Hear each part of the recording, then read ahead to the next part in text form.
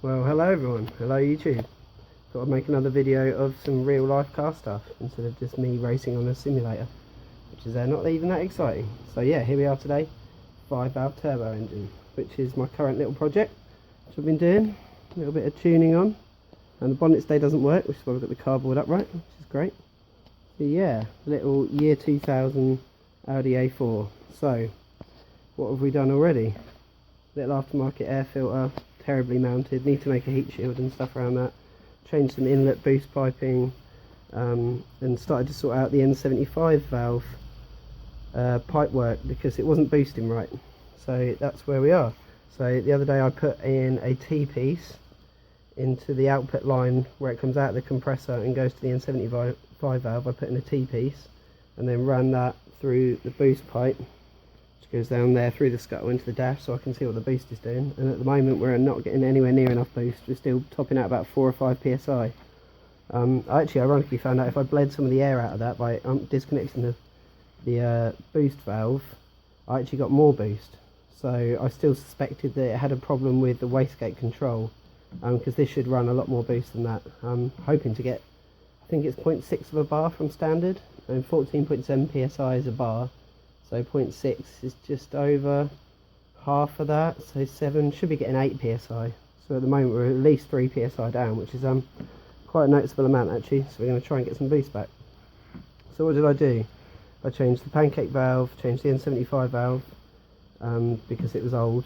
Not because I didn't think it was working, but I just thought I'd replace it anyway. Fixed all, anything that was perished and air leaky wise. Just so we know. I've still got to do the breather system and all this other gubbins, like the the vortex valve and the N249 valve and the secondary air intake, which I don't know if this has got, but I think it has, and they're all under the inlet manifold, so we'll go into a video of that at a later date. But at the moment we're just trying to get some boost pressure out of this turbo. I've checked for boost leaks, I've tightened all the clamps, checked the intercooler for boost leaks, checked all the pipes for splits, because the boost actually runs through the lower of the chassis on this as well. I've checked that for corrosion and made sure it's got no pinpricks in it, and it all seems okay. So yeah, what I was doing is checking the boost pressure, still low. Plugged it into a diagnostics vagcom lite, and it was saying that the N75 valve was open circuit, which I thought was very interesting because I've got 2 N75 valves. Obviously I pulled the wire out, plugged it into the other one, and it was still saying the same. So I suspected a wiring fault. So what I did was I pulled back the rubber sleeving onto the N75 valve, and straight away these 2 wires just fell out of the back. So no wonder the ECU cannot determine what the N75, well, cannot control the N75 valve. So this whole time this hasn't been connected. God dang it. So we've got a yellow wire with a white trace and a green wire with a yellow trace. So I've done some sleuthing on the internet, and well, actually I'll just show you. Right, let's move to the connector and I'll show you the other disaster. So we're going to go around our way of fixing this, and then yes, the plan is fix this, get the connector back together because I pulled that apart and it's in pieces. Try and repair this in a way that it looks quite OE, so we can just plug the old connector back in instead of having spade connectors on, and getting this back running, and then test to see how much boost we've got and whether we can actually make the stated amount of boost this car should have. 4 or 5 psi is not enough, and I reckon when I was bleeding some of the boost off we were getting up to about 6 or 7, so the turbo should be okay. I don't suspect that to not be able to make the boost, so we're going to make you make the boost. Right, let's go into the wiring anyway. I'll show you the nightmare I've got going on over here. Right, so now we're into the wiring area, and this is all a bit of a mess because I've tried to pull a few connectors out of other things. I've got Rizzler on there as well, look, this is not helping. So this is null and void. That's from another connector that I was trying to nick bits from. That didn't work. That's a bit of hose pipe. These bits are out of another connector. Oh, got to make sure I don't stand on the soldering iron actually, because that is on by my feet. Right, that's better. So what we're doing now, we've got, this is the connector that came out of it, and it's covered in backing. So yeah, connector that came out of it, the wires just, oh my god, the focus, the wires just pulled out of the back. So what I did, and they were held in with these little spades,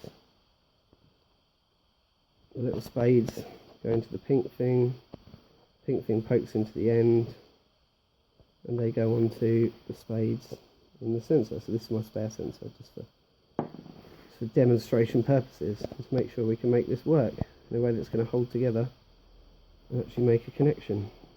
So yeah, this is the N75 valve, which is standard on mine, and it is a, what's the last one? Oh my god, I'm trying to hold this up to the right. Is it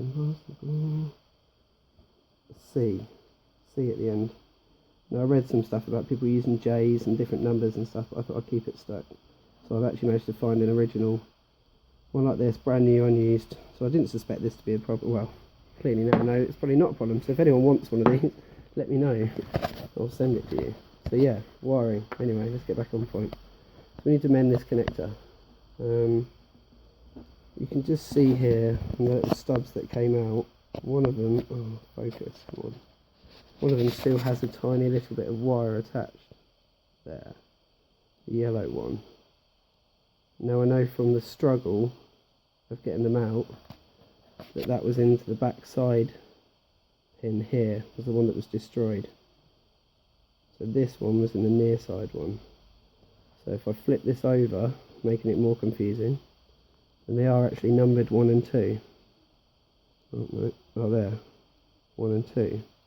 So I know that the far side one is number 1, which was the one I had trouble getting the connector out of. So that one's going to go there, and that makes the yellow with a white trace going into this near side one. So what we're going to try and do is get the soldering iron hot, tack the two.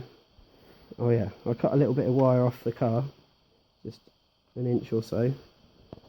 So I've got obviously an idea of which wires went to it. So we want the yellow into this one. So this is how we eventually want it all to work. And then we're going to go to the car and just crimp it on. And then at least if we've got it wrong, we've got a chance to come up and just re-crimp it the other way if it doesn't burn out the ECU. But I'm happy that's the way. So we're going for pin 1 is green and yellow, pin 2 is yellow with a white trace. So pin 1 is green with a yellow trace, sorry. So green with the yellow trace, mostly green, tiny yellow stripe, and yellow with white trace, mostly yellow, white stripe. Alright, let's see how soldering these goes. I'll see if I can mount the camera so you can watch some terrible soldering. The joys.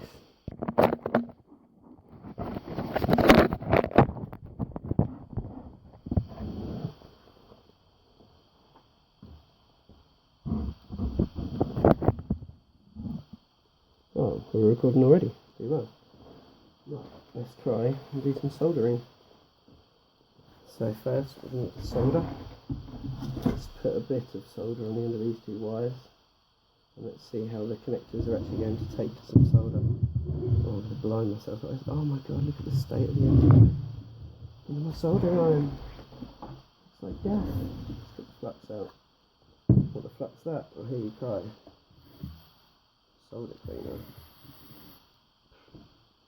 Oh yeah, a little bit cleaner anyway. God, that smells inspirational. Right, is that cleaner? That is a terrible soldering iron. Oh, let's just persevere. Let's see how we get on. You can hold, oh yeah, it's melting. Yeah.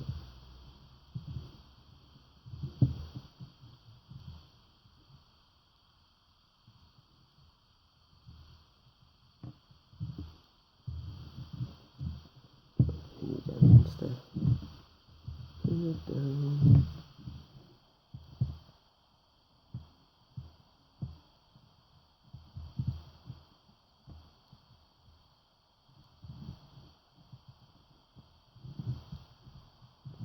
Downstairs, no. I cannot get this into the wall.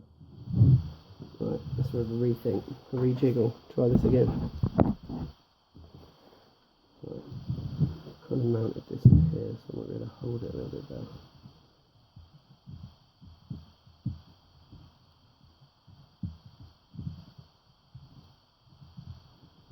Dirtiest soldering iron in the world.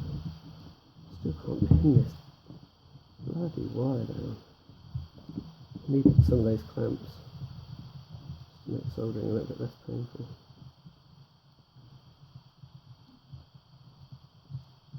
it's cold out here as well, so that's probably not helping. Hey, I've got a bit of solder onto the wire. So that's what we're aiming for. Right, so yellow and white goes to connect to number 1, is this one here. So let's see how this takes some solder. Probably got a bit of rubber in there as well, so that's going to burn nicely. At least we can pin this one down a little bit easier. Force the heat into it.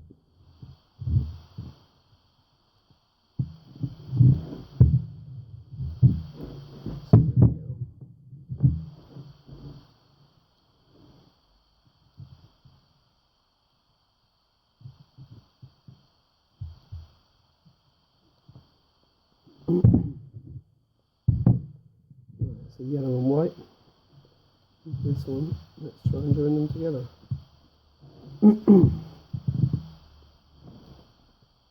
Now I've got them both tinned.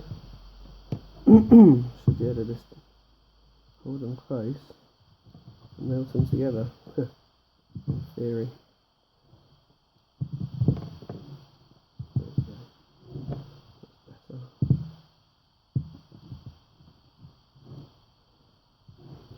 Hold them close, melt them together. 2, 3.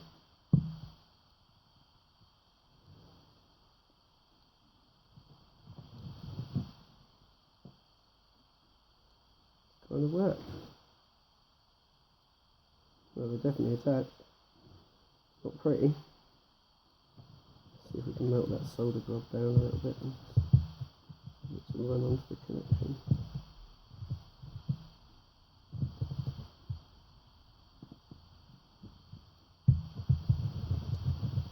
Even it out a little bit.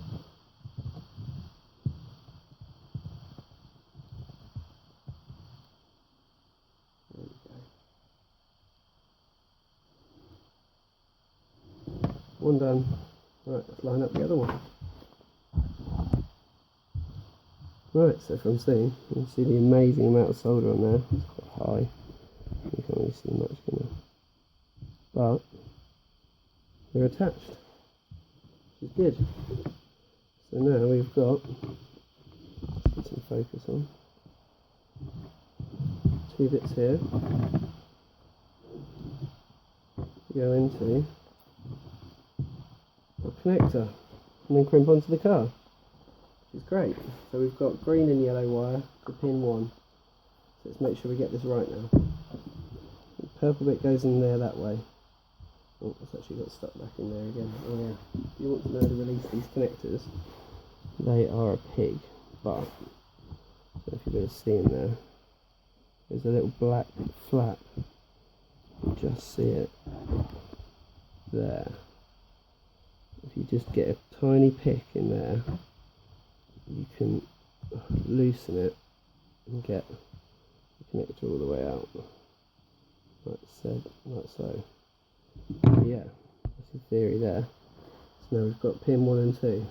So 1 is on this side. So flip it over. So 1's on that side. Yep, 1 on the far side. 1 is green and yellow. So green and yellow. So let's push that back into its housing, if it'll fit. What way up are we going to go? Does it matter? Probably not. Oh, it's not going to quite fit because of the amazing amount of solder that I've added on there. How about the other way up? Is it going to go far enough in? Probably not. Okay. We'll have to trim down the amount of solder on that one. How about this one? All the way in. Make sure it's the right orientation. Oh, the click. There we go. Now that you should be able to see in there. So that's 1 all fixed up. Now we just need to trim down the solder on this one so it clicks in the same. And then we can crimp it onto the car and go test. Huzzah! Well, I must admit the second one took a lot longer than expected, but they're both in there. They feel pretty good. Can't pull them out. Definitely better than before. It should take the pressure of and they're not touching. Just take the pressure of being able to unplug the connector anyway. So we're going to slide this back inside here, right way up, like that. Bonus. Probably going to have to put some insulating tape around the outside because I'm not going to get the rubber boot back over there, am I? But time to crimp it on the car. If you check our wiring diagram, pin 1 green with a yellow stripe, yep. Pin 2 yellow with the white stripe. Brilliant, and this is a square type connector as well. I know some of the newer ones are rounded on one side, so. Right, let's get crimping on the car, and we can go out and give it a test. See if we made some boost! Yes! Right, so here we are at the car. A lovely ready to crimp connector. So first we're just going to bare the ends of each wire using the best wire strippers ever. Look at that motion. Crimp and pull. Crimp and pull. Look at that, perfect every time. Crimp and pull. Lovely. Let's twist them round. Some people like to make them longer as they'll fold them back on themselves before crimping if the wire's quite thin. Which can help them being pulled out in the past, but I just want to know whether this works, to be honest. So, we'll get this crimped on.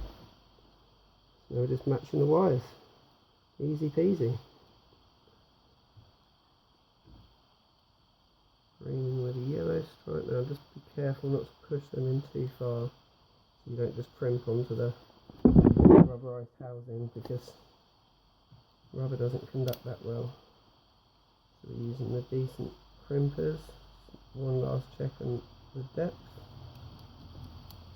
And crimp. Oh god. All the way down. And I just like to give the wire a little twist and a little pull, not too much, just to make sure. Sometimes twisting just can help secure it in there a little bit better, make a little bit better contact. So yeah, one done, one to go.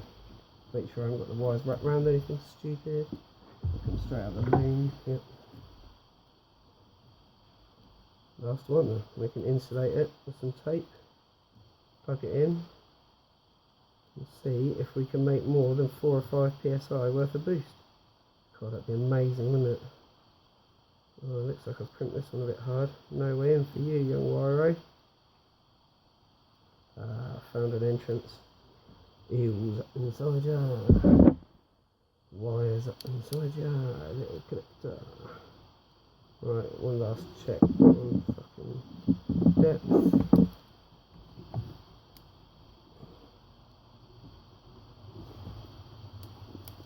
Oh, God, that is tough. I'm crimping with the smaller red setting just to make sure that they are lovely and tight, which they are. Bonus, look at that. Oh. Now to find the N75 valve, which is hidden down under the pancake valve there somewhere. I might remote mount this at some point. I mount it on the side, maybe in the airbox here, and then run the 3 hoses that it needs to there, just so we can play around at a later date for messing around with the boost pressure. See if we can get some more brake horsepower out of this bitch. I've heard you can run up to 12 psi or at least 10-11 before you hit any kind of boost control or any problems. So the lambda sensor should up the fueling accordingly and not let it lean out too bad. So we will test that. I haven't got a wideband lambda to stick in the exhaust, but that will be coming next, I reckon. Maybe a decat wideband and some serious road tuning, maybe an intercooler as well. Yeah, all this to come. Right, let's plug all this back in, tidy this mess, and let's get out on the road, see if we've got any boost. Hooray! Come on, boost.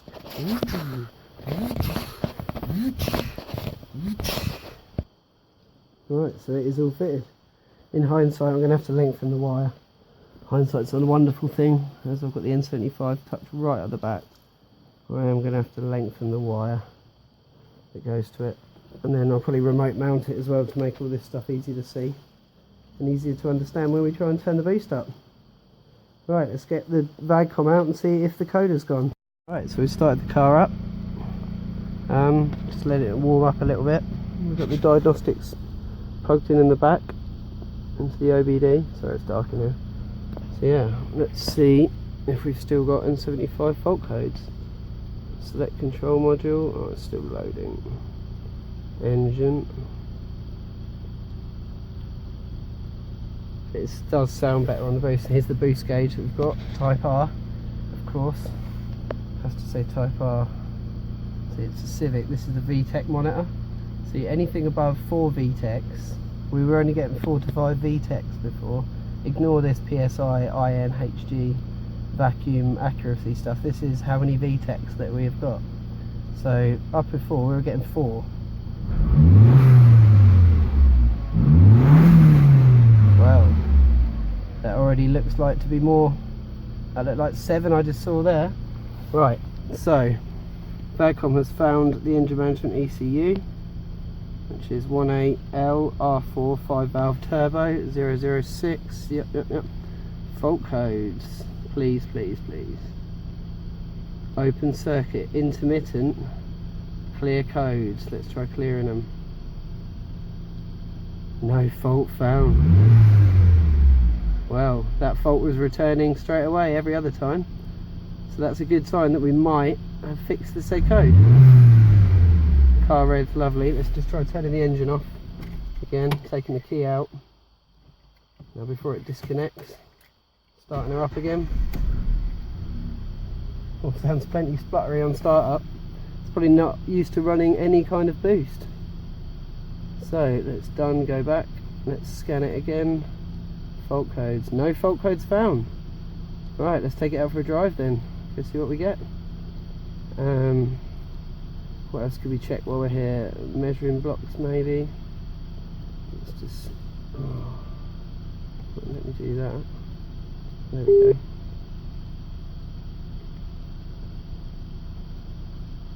So there's the cold start data. So you can see the airflow, mass airflow. Looks like it's doing things. Load looks good. The lambda, I think we might have a lambda problem, but I presume 4% is rich because we're on cold start. So if that is the case, then I'd expect it to flick between 10 and about 90% once it's up to temperature and idling. That should flick between 0 and 1 volt really, but I don't know what percentage means. Yeah, all looks okay. Sounds nice as well. Right, let's go give it a drive. Oh, hey!